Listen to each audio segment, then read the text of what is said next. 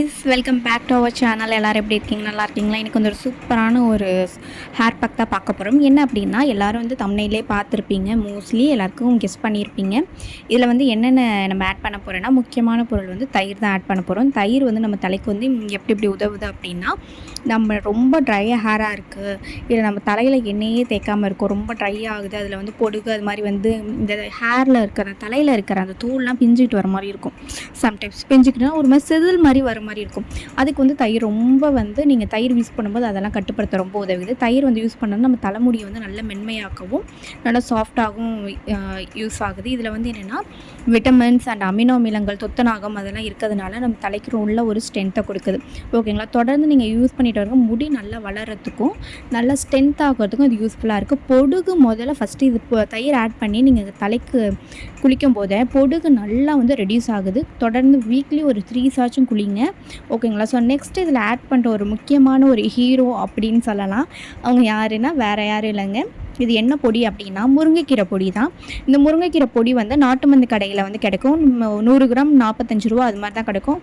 நீங்கள் டேரெக்டாக போய் நாட்டு மருந்து கடையில் வாங்கும்போது 30 ரூபீஸ்லேருந்து 45க்குள்ளே வந்து 100 கிராமே நம்மளுக்கு வந்து 100 கிராம் 200 கிராமே 45 ரூபாய்க்கு இது கிடைக்குது. நீங்கள் வந்து அது மாதிரி இந்த ஆன்லைன்லாம் பர்ச்சேஸ் பண்ணிங்கன்னா 100 ரூபா 150 ரூபாய்க்கு விற்கிறாங்க. தயவு செஞ்சு அதெல்லாம் வாங்காதீங்க. நீங்கள் நாட்டு மருந்து கடையில் வாங்கினா இது மாதிரி பொடியாக்கி வச்சுக்கோங்க. இல்லை நீங்கள் தயிர் வந்து பொடி வாங்க முடியல அப்படிங்கிற பட்சத்தில் முருங்கைக்கீரை பக்கத்தில் கிடச்சிதுன்னா அது மிக்ஸி ஜாரில் போட்டு நல்லா வந்து நேவாக அரைச்சி எடுத்து அதோட அந்த சாறு இருக்குது தெரியுமா, அதை வந்து இந்த தயிர் கூட லைட்டாக ஆட் பண்ணி நல்லா கலந்து தலைக்கு வந்து ஒரு 30 to 25 மினிட்ஸ் நல்லா ஹேர் பேக் நல்லா ஊற வச்சுட்டு ஹேர் வாஷ் பண்ணிவிட்டு நார்மலாகவே ஹேர் வாஷ் பண்ணிவிட்டு குளிச்சிங்கன்னா தலைமுடி அப்படி இருக்கும். இந்த முருங்கைக்கீரை பொடியில் வந்து என்னென்ன பெனிஃபிட் இருக்குது அப்படிங்கிறத நான் சொல்கிறேன். நீங்கள் முருங்கை பொடி யூஸ் பண்ணுறதுனால தலையில் நம்ம கெரட்டின்லாம் வந்து நம்ம பியூட்டி பார்லர்லாம் போயிட்டு நம்ம பண்ணுவோம் தெரியுமா, அதை வந்து உருவாக்குற சத்து வந்து ஊட்டச்சத்து வந்து இந்த முருங்கைக்கீரை பொடியில் இருக்குது.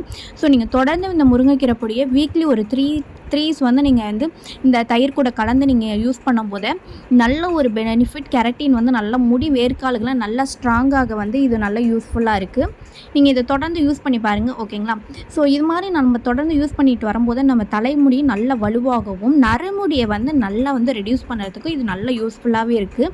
நல்ல ஹேர் மாஸ்க் தயிர் நல்ல கெட்டியான தயிரும் இந்த பொடியையும் போட்டு நல்லா கலக்கும்போது ஒரு நல்ல ஒரு ஜெல் மாதிரி நல்ல கன்சிஸ்டன்சிக்கு வந்துடுது. அதை வந்து என்ன பண்ணிங்கன்னா இது மாதிரி தலையில் நல்லா எண்ணெய் வச்சுக்கோங்க. நீங்கள் எந்த ஒரு ஹேர் பேக் போடுறது இருந்தாலும் சரி, நார்மலாகவே நீங்கள் தலை குளிக்கிறதா இருந்தாலும் சரி, நீங்கள் வந்து வெறும் தலையில் தண்ணியே ஊற்றவே கூடாது. ஏன் அப்படின்னா நம்ம ரொம்ப ட்ரையாக இருக்கிற தலையில் தண்ணியை ஊற்றும்போது ரொம்ப முடி நல்லா கொட்ட ஆரம்பிச்சிடும்.